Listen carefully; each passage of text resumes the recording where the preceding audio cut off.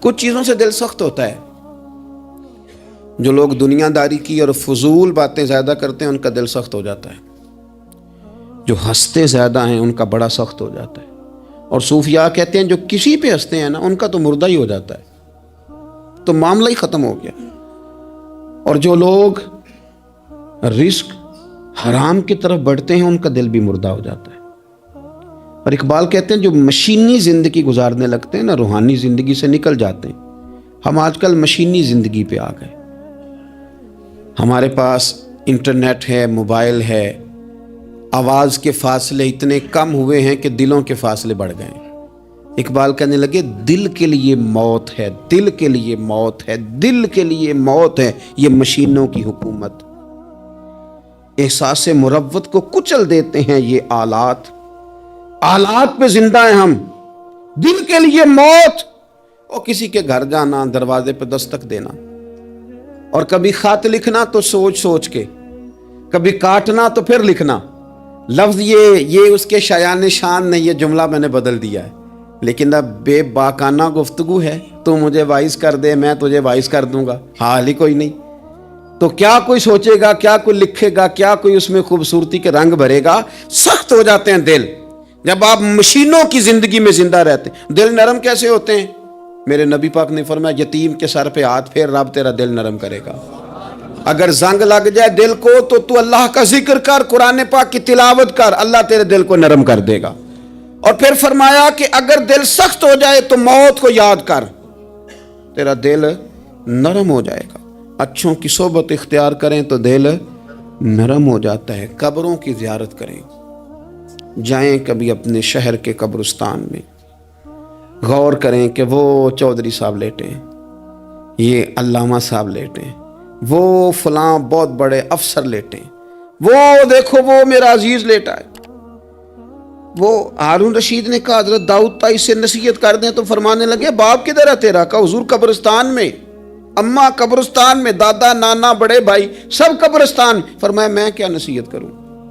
او پئیاں دس دیاں نی قبراں جنہاں تے پھول پئے, ادھروں کوئی بھی نہیں آمدا, تے ادھروں لکھاں گئے, تے سہ جوڑ سنگت دے ڈٹھے, سہ جوڑ 100 سال کی دوستیاں, سہ سال سنگت دے ڈٹھے, او تکو آخر وتھاں پئیاں, او جنہاں بعد اسی پل نہیں سنجیندے, ایک پل نہیں سنجیندے, پھر وہ شکلاں بھی یاد نہ رہیاں. سہ جوڑ کا یہ کوئی کم ہے دل کو نرم کرنے کے لیے؟ تیرے پاس موت کا تذکرہ, قبروں کی زیارت کو تھوڑی ہے. یہ چیزیں دل نرم کرتی ہیں یار, نرم کرتی ہیں چیزیں دل. سختی طبیعتوں کی, مزاجوں کی سختی, دوسروں کے بارے میں ڈاٹے جذبات, ہمارے رویے ڈاٹے, ہماری طبیعتیں سخت. حضرت عبداللہ ابن مسعود رضی اللہ تعالیٰ عنہ نے ایک شخص کو جنازے کے موقع پہ ہنستا ہوا دیکھ لیا, فرمایا آج کے بعد تیرے ساتھ کلام نہیں کروں گا. جس کا جنازہ دیکھ کے بھی دل نرم نہیں ہوا اور قبرستان دیکھ کے بھی دل نرم نہیں ہوا, وہ تو سخت دل بندہ. سخت دل بندے سے دوستی کبھی نہیں رکھوں گا, میں تو درد دل والوں سے پیار کروں گا. تیرے ساتھ میں کلام نہیں کرتا. تو کس طرح کا شخص ہے بھائی جسے یہاں کے بھی ہنسی آ رہی ہے, مذاق سوچ رہا ہے؟ تو دل کی نرمی, میرے نبی پاک صلی اللہ علیہ وسلم نے نا دل پر, ہم نے نا کپڑوں پر بڑی محنت کی, ہم نے چہروں پر بڑی محنت کی, ہم نے اپنے ظاہر کو سنوارنے پر ہم نے اپنے حق میں بڑے بڑے لفظ یاد کیے, بڑی کہانیاں یاد کی, پر دل کے لیے محنت, اس پر محنت ہی نہیں کی. اعلیٰ حضرت فاضل بریلوی کتنے بڑے عالم ہیں, 1000 کتاب کے مصنف, اور ان کے فتاوی موجود ہیں کہ جس بندے کا تلفظ ٹھیک نہ ہو, یعنی جو ضروری قواعد ہیں وہ قرآن پاک کے جس کو نہ آتے ہوں, اس کے پیچھے نماز نہیں. جو ہا اور ہا میں فرق نہیں کر سکتا, حمزہ اور عین میں فرق نہیں کر سکتا, وہ الفاظ کا معنی بگاڑ دے گا.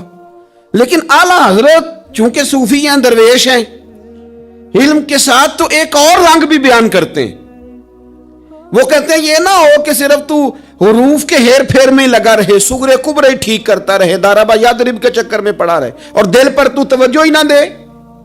فاضل بریلوی رحمۃ اللہ علیہ فرمانے لگے کہ 2 علماء نے قرآن ایک درویش کے پیچھے نماز پڑھی, تو مستحب جو قواعد تھے نا جن کے بغیر نماز, وہ ٹھیک نہیں تھے ذرا ان کے. تو وہ کہنے لگے دیکھا جی اتنے بڑے پیر صاحب ہیں اور ان کی تو قرات ہی ٹھیک نہیں, تلفظ ہی ٹھیک نہیں. حالانکہ لفظ تاثیر سے بنتے ہیں تلفظ سے نہیں، لفظ تاثیر سے بنتے ہیں تلفظ سے نہیں۔ اہل دل آج بھی ہیں اہل زبان سے آگے۔ انہوں نے کہا جی بابا جی کا تو تلفظ ہی ٹھیک نہیں۔ اعلیٰ حضرت نے لکھا ہے ملفوظات شریف میں، فرماتے ہیں پھر وہ نہ نہانے کے لیے چلے گئے نماز پڑھ کے فارغ ہو کے، تو وہ پانی میں اتر گئے تو شیر ان کے کپڑے اٹھا کے لے گیا۔ اب کتنی کو دیر پانی میں رہتے، نکلے بھی تو کیسے نکلے، شرم آتی ہے۔ مختصر لباس پہن کے وہ غسل کرنے کے لیے گئے تھے، اب پانی میں سردی، کتنی کو دیر بندہ پانی میں رہے۔ لوگوں نے آ کے کہا حضور وہ آپ کے مہمان تو الجھ گئے، بڑے بری طرح پھنس گئے، مہربانی فرمائے ان کو تو بچائیں، وہ تو سخت الجھن میں۔ کیا ہوا؟ کہنے لگے وہ شیر کپڑے لے گیا اور وہ پانی میں ہے، اب کچھ تو ہونا چاہیے۔ تو وہ بزرگ گئے، جا کے نہ دور کھڑے ہو کے شیر کو آواز دی، شیر کو۔ حضور کے صحابی تھے نا حضرت سفینہ، قافلے سے رستہ بھول گئے، ایک سائیڈ پہ ہو گئے تو سامنے شیر آ گیا۔ میں نے کہا ہے لیکن جب آ جائے تو، جب شیر سامنے آ جائے، جب سامنے آ جائے پھر پتہ چلتا ہے کہ یہ تو واقعی آ گیا ہے، پھر انداز اور ہوتا ہے۔ حضرت سفینہ کے سامنے شیر ہی آ گیا، مشکات میں شیر آیا۔ اب کوئی بھاگتا ہے، کوئی چڑھتا ہے درخت پہ، کوئی لکڑی اٹھاتا ہے، کوئی اسلحہ پکڑتا ہے۔ حضرت سفینہ فوراً بولے، کہنے لگے او شیر ذرا خیال کرنا میں رسول اللہ کا غلام ہوں۔ پھر آکھیا شیر سفینہ تائی جا را یارا جاندے، او جڑے غلام رسول اللہ دے اسی غلام ہونا دے۔ شیر دم لاتا رستہ چھوڑ گیا، اور بابا جی بھی گئے، فاضل بریلوی کہتے ہیں شیر کو آواز دی، شیر دوڑا آیا، آگے کہنے لگے وہ ہمارے مہمانوں کے کپڑے لے گیا، تجھے شرم نہیں آتی؟ تو شیر کپڑے اٹھا کے واپس لایا۔ ان علماء کو، حضرات علماء کو کپڑے پیش کیے، جب ان کو پیش کیے تو پیش کرتے ہی وہ بزرگ پھر فرمانے لگے، کہنے لگے مولانا تم نے لفظ سیدھے کیے ہیں، میں نے دل سیدھا کیا ہوا ہے۔ تم نے محنت کر کے نہ لفظ ٹھیک کیے ہیں، لیکن میں نے دل ٹھیک کیا ہے۔ دل پاک ہوئے تے پاک ہی ملدا ہے، تے بنا پاکوں پاک نہیں ملدا۔ سارے جسم دے توون نالوں ایک ٹکڑا تولا ہے دل دا۔ حضرت سلطان باؤ رحمت اللہ علیہ فرمانے لگے دل کالے نالوں منہ کالا چنگا، دل کالے نالوں منہ کالا چنگا، جے کوئی رمز پچھانے۔ اگر کسی کو بات کی سمجھ آئے تو دل نہیں سیاہ ہونا چاہیے، منہ ہو بھی جائے تو کام چل جاتا ہے۔ تو اپنے دل کی صفائی پر دیکھیں میرے نبی پاک علیہ وسلم نے ارشاد فرمایا کہ رب نہ تمہارے مال دیکھتا ہے نہ چہرے دیکھتا ہے، رب تو تمہارا دل دیکھتا ہے۔ اور امام غزالی حدیث لائے ہیں، حضرت عمر فاروق رضی اللہ تعالیٰ عنہ فرماتے ہیں کسی نے حضور صلی اللہ علیہ وسلم سے پوچھا کہ رب آسمانوں میں کہ زمینوں میں؟ جلوے تیری ذات کے کو بکو ہیں، جدھر دیکھتا ہوں ادھر تو ہی تو ہے۔ اللہ زمینوں میں کہ آسمانوں میں؟ تو حضور فرمانے لگے رب تو بندہ مومن کے دل میں رہتا ہے، اللہ تو مومن کے دل میں ہے۔ مومن کے دل میں کتنا بڑا ہے وہ دل جس میں رب ہے، رب کی یاد ہے، رب کی محبت ہے۔ اس لیے حضرت عمر فرمایا کرتے تھے میں نے دل کی آنکھوں سے اپنے مالک کی زیارت کی ہے۔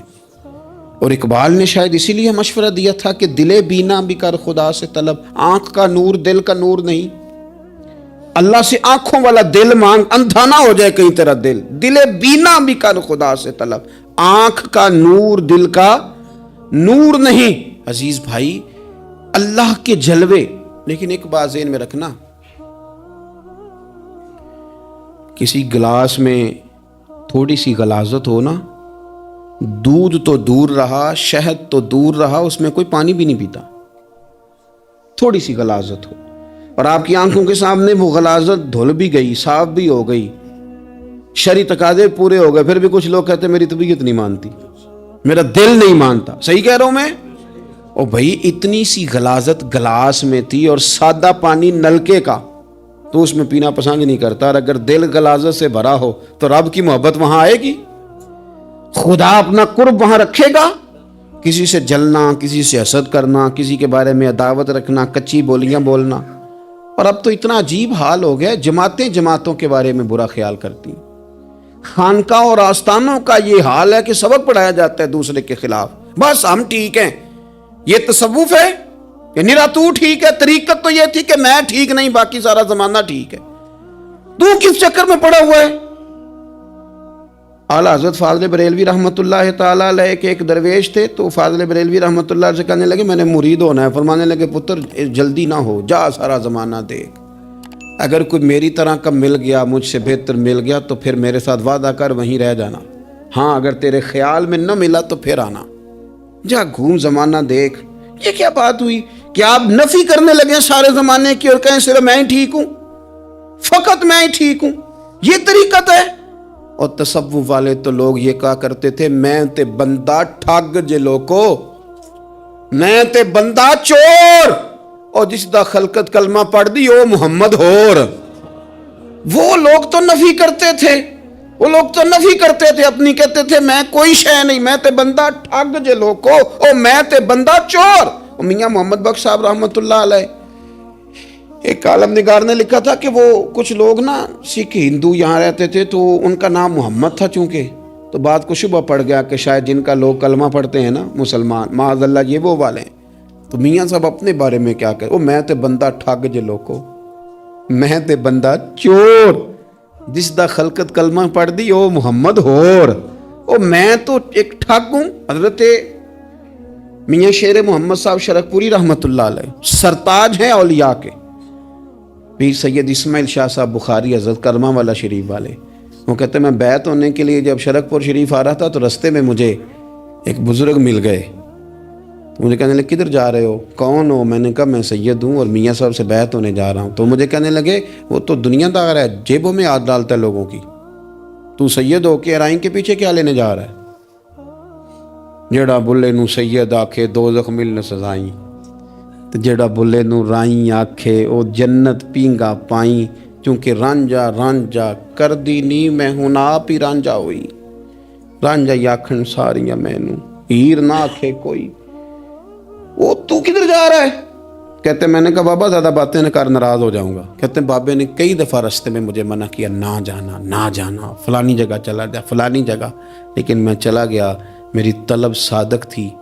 جب میں باہر جا کے بیٹھا تو اندر سے بلاوا آیا کہ میاں صاحب نے بلایا. اندر گیا تو یہ تو وہی بابا جی ہیں جو مجھے روک رہے تھے. تو میاں جی خود ہیں حضرت میاں صاحب. کہنے لگے بیلیا تینوں بڑا موڑیا پر تو مڑیا ہی نہیں. وہ تو روکتے تھے، اپنی نفی کرتے تھے. دل صاف دوسرے کے بارے میں، نظریہ صاف، کسی کے بارے میں خیر کا جملہ، کسی کی وکالت کرنا، کسی کا عیب چھپانا، کسی کے بارے میں اچھے لفظ بولنا، یہ مومن کی شان ہے. مومن کا دل ایسے سونا. میرے نبی پاک صلی اللہ تعالی وسلم نے فرمایا یہ میرا زید بن حارثہ ہے، اس کا دل اللہ نے نور ایمان سے بھر دیا ہے. ایمان سے دل بھر دیا رب تعالیٰ نے. ایک دن صبح صبح حضور نے پوچھا، اور داتا صاحب نے اس کو لکھا ہے، نبی پاک نے پوچھا آج تم نے صبح کس طرح کی؟ عرض کی یا رسول اللہ اس حال میں کہ میں پکا مومن ہوں. حضور نے فرمایا تو پکا مومن ہے، کس طرح؟ کہنے لگے یا رسول اللہ میں اس طرح کا مومن ہوں کہ سونا اور مٹی میرے لیے برابر ہے، پیسے آ جائیں تب بھی کوئی ٹینشن نہیں، نہ آئے. حضرت زید بن حارثہ رضی اللہ تعالیٰ عنہ عرض کرنے لگے حضور سونا اور مٹی برابر ہے، کوئی پرواہ نہیں. تو حضور نے فرمایا تیرے ایمان کی دلیل؟ عرض کرنے لگے یا رسول اللہ میرے ایمان کی شان اور دلیل یہ ہے کہ میں یہاں زمین پہ بیٹھ کے نظر اٹھاؤں تو میری نظر اللہ کے عرش تک جاتی ہے. میں بتا سکتا ہوں کہ جنتی جنت میں جا رہے ہیں اور راضی ہیں، جہنمی جہنم میں جا رہے ہیں اور چیخ رہے ہیں، میں بتا سکتا ہوں. حضور نے فرمایا پھر اس کی حفاظت کر، پھر اس جذبے کی حفاظت کر. جب دل صاف ہو، نور ایمان سے بھرا ہوا ہو، علم لدنی کب آتا ہے؟ علم لدنی نیک آدمی کو ملتا ہے جب بندہ متقی پرہیزگار ہو نا، ناجائز نہ کھائے، ناجائز نہ دیکھے، ناجائز نہ بولے، تو پھر اللہ تعالیٰ اسے علم کا نور دیتا ہے. جو لوگ کہانیوں میں الجھ جاتے ہیں نا، زیادہ باتیں کرتے ہیں، زیادہ گھومتے ہیں، زیادہ سازشی عناصر کا شکار ہوتے ہیں، ان کے تو حافظے کمزور ہو جاتے ہیں، یاد ہی نہیں رہتا، باتیں اتنی کرتے ہیں پتہ نہیں سویرے کیا کہا تھا دوپہر کو کیا کہہ رہے ہیں. جب انسان کا دائرہ کار تقوی والا ہو پھر اس پر علم کی روشنی کھلتی ہے، پھر دروازے کرم کے کھلتے ہیں. اپنے دائرے محدود کر لیے جائیں، سوچے میں بڑے بڑے لوگ آپ کو زندگی میں ملیں گے، مشورے دیں گے، وہ جناب آپ کو پتہ ہی نہیں آپ کتنے بڑے ہیں، آپ فلانی جگہ کھڑے تھے، فلانے کے ساتھ ہنس رہے تھے. یہ آپ کو خراب کرنا چاہتے ہیں، کسی تکبر میں مبتلا کرنا چاہتے ہیں. آپ زمین پہ رہیں تاکہ زمین والوں سے رشتہ مضبوط رہے، دل کی صفائی، دل صاف ہو، کوئی حسد نہیں، کوئی کینہ نہیں. پتہ ہے سب سے بڑی بیماری کیا ہے بندے کی؟ خوفناک علامت کیا ہے دل کے بیمار ہونے کی؟ کہ کوئی بندہ بیماری میں ہے اور ادھر ایک بندہ اس کو دیکھ کے خوش ہو رہا ہے. کسی کو زوال آ گیا ہے، کاروبار ڈوب گیا ہے اور یہ دیکھ کے خوش ہو رہا ہے. مر گیا ہے اس کا دل، مردہ ہے، اندر کوئی دل نہیں. اب یعنی ایک بندہ رسوا ہو گیا اور یہ خوش ہو رہا ہے، دیکھا میں نے نہیں کہا تھا. جب کوئی کسی کی رسوائی، کمزوری اور کسی کے زوال پر راضی ہونے لگے تو پھر سمجھ لے کہ اس کا حال اتنا برا ہو گیا ہے کہ اب یہ اخلاقی طور پر مردہ زندگی گزار. ہمارا اب یہ حال ہے کہ ہم لوگوں کے دکھوں پر ہنسنے لگے. ہم کسی کے ہاں کوئی شخص تکلیف میں آتا ہے تو ہم اس کو کہکہوں میں اڑاتے ہیں. یارو زندہ قومیں یہ کام نہیں کرتی، زندہ قومیں یہ کام نہیں کرتی. میرے نبی پاک صلی اللہ علیہ وسلم نے فتح کے موقع پر بھی گردن کو جھکا کے بتایا کہ جب رب عروج دے تو پھر اللہ کی بارگاہ میں جھک جایا کرو. کسی شخص کے پتہ ہے ایک حدیث سنو، یہ مسلم شریف میں موجود ہے. حضور نے فرمایا ایک بندہ گناہ کرتا تھا، پھر اس نے توبہ کر لی. اگر کسی نے دوبارہ اسے وہ گناہ یاد کرایا کہ تو یوں ہوتا تھا، اگر کسی نے اسے دوبارہ گناہ یاد کرایا تو یاد کرانے والے کو اللہ سزا کے طور پر مرنے سے پہلے پہلے اس گناہ میں مبتلا کر دے گا. خفیہ تدبیر آئے گی اللہ. جس کو اللہ نے معاف کر دیا، زمین آسمان بھول گئے، فرشتوں کے دفتر سے اس کا گناہ محو کر دیا گیا، تو نے کیوں یاد رکھا؟ لیکن ہمارے دل اس طرح کے ہیں، خیر کی خبریں نہیں دیتے. ہم خیر کی خبر نہیں دیتے، مثبت بات نہیں کرتے. ہمارے رویے دوسروں کے بارے میں سخت ہیں. یعنی بہو سے داماد سے اختلاف ہو گیا، پھر اس نے معافی مانگ لی، پھر ہم نے معاف کر دیا، پھر 1 سال کے بعد دوبارہ لڑائی ہوئی تو پچھلی بات دوبارہ یاد کرنی چاہیے تھی. اس کی تو معافی دے دی تھی آپ نے، لیکن آپ نے پھر یاد کر لی وہ بات. اس کا مطلب ہے آپ نے صلح کی تھی، دل صاف نہیں کیا تھا. دل جب آپ صاف کر لیں تو پھر معاملہ ختم ہو گیا. پھر آپ پھر نکال پھینکے ساری چیزیں. مسند امام احمد بن حنبل میں حدیث ہے، حضرت انس بن مالک رضی اللہ تعالیٰ عنہ کہتے ہیں میں بھی بیٹھا تھا، حضرت عبداللہ ابن عمر رضی اللہ تعالیٰ عنہ بھی حضور کی بارگاہ میں بیٹھے تھے. نبی پاک صلی اللہ تعالیٰ علیہ وسلم نے فرمایا ابھی ایک شخص تمہارے پاس آنے والا ہے، تیاری کر لو، آنے والا جنتی ہے. کہتے ہیں ایک شخص اندر داخل ہوا تو سادہ سا بندہ، داڑھی سے پانی کے قطرے گر رہے، جوتے ہاتھ میں پکڑے یا بغل میں دبائے، وہ آ گیا، حضور سے بات چیت کی، چلا گیا. ہم بڑے خوش تھے کہ کمال نہیں ہو گیا جس کو حضور نے دنیا میں جنت کی بشارت عطا کر دی. اگلے دن اس نے اتفاق، ہم اسی جگہ اسی حال میں بیٹھے تھے کہ پھر محبوب نے فرمایا ابھی ایک بندہ آنے لگا، جنتی ہے. کہتے ہیں وہ بندہ آیا تو دیکھ کے حیران ہو گئے، یہ تو وہی کل والا ہی بندہ ہے. اسی طرح داڑھی سے پانی کے قطرے گر رہے ہیں، جوتے اس کی بغل میں آ کے بیٹھ گیا. تیسرے دن اللہ کی قدرت ہم وہیں بیٹھے تھے، پھر حضور نے فرمایا بندہ آنے لگا، زیارت کر لو، تیاری کر لو، بندہ جنتی ہے. وہی بندہ آیا جو پہلے 2 دن آیا تھا. حضرت عبداللہ ابن عمر کہتے ہیں کہ وہ حضور سے کوئی بات چیت کر کے جانے لگا تو میں اس کے پیچھے ہو گیا. میں نے اس کو جا کے سلام کے بعد کہا کہ یار میں تیرا مہمان بننا چاہتا ہوں، 3 راتوں کے لیے رکھ لو گے؟ اب محلہ بھی ایک، شہر بھی ایک. اس نے کہا جی ٹھیک ہے آ جائیں، جو میرے پاس روکھا سوکھا ہوگا پیش کر دوں گا. فرماتے ہیں 3 راتیں 3 دن میں اس کے پاس رہا. میں جاننا چاہتا تھا کہ کون سی ایسی عبادت کرتا ہے جس کی وجہ سے 3 دن حضور نے جنت کی بشارت اس کے لیے دی، اعلان فرمایا. کہتے ہیں میں نے کوئی غیر معمولی چیز نہیں اس کے اندر دیکھی، کوئی انوکھی عبادت نہیں دیکھی. عشاء پڑھتا، فجر تک سویا رہتا، میں تہجد کے وقت اٹھتا، نفل پڑھتا. 3 راتیں یہ ہوتا رہا. ہاں جب وہ کروٹیں بدلتا تو اللہ اکبر کہتا، باقی وہ سویا ہے، فجر میں اٹھا ہے. صدقہ بھی خاص نہیں اس نے دیا، خیرات بھی میں اس سے زیادہ کرتا رہا، مجھے کوئی خاص چیز نظر نہیں آئی. تیسرے دن میں جانے لگا تو میں نے اسے کہا یار سن، مجھے کوئی ضرورت نہیں تھی تیرے گھر میں قیام کرنے کی، میرا گھر قریب ہی ہے۔ وہ تو کمال یہ ہے کہ نبی کریم علیہ السلام نے اپنی زبان فیض ترجمان سے، یعنی وہ زبان جس کو سب کن کی کنجی کہیں، اس کی نافذ حکومت پہ لاکھوں سلام، حضور نے 3 دن تجھے مسلسل جنتی کہا ہے۔ میں تو دیکھنے آیا تھا کہ تیرے اندر کوئی عمل ہو تو میں بھی وہ شروع کروں۔ تو وہ کہنے لگا یہی ہے جو آپ نے دیکھ لیا ہے، فرض نماز ہی پڑھتا ہوں، روٹین کے کام ہی کرتا ہوں، کوئی خاص چیز تو میرے پاس کوئی نہیں۔ حضرت عبداللہ ابن عمر فرماتے ہیں میں نے تو سمجھا کہ میں تو اس سے زیادہ خیر کے کام کرتا ہوں۔ اب میں سوچتا ہوا وہاں سے نکلنے لگا کہ پھر کیا خاص بات ہے جو نبی پاک نے 3 دفعہ اسے جنتی کہا ہے۔ جب میں نکلنے لگا نا، دروازے پہ مڑنے لگا تو اس نے آواز دی، کہا یار سنو، ایک بات یاد آئی ہے۔ میں نے کہا وہ کون سی؟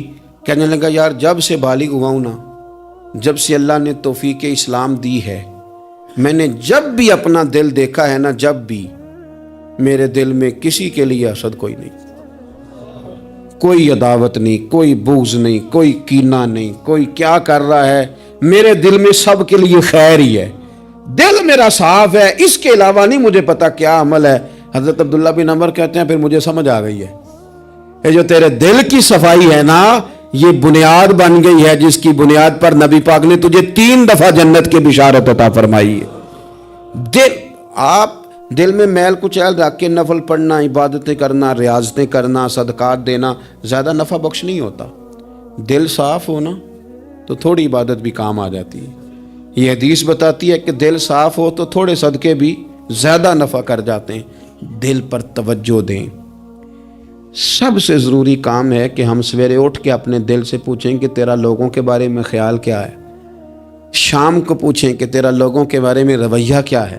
آپ اپنے دل لوگوں کے لیے صاف کر دیں، اس میں خیر پیدا کر لیں، تو پھر آپ محسوس کریں گے طبیعت ہلکی پھلکی بھی ہے، حشاش بشاش بھی ہے، ٹھنڈی بھی ہے، اور پھر اس میں اللہ رسول کی محبت کے جلوے بھی ہیں۔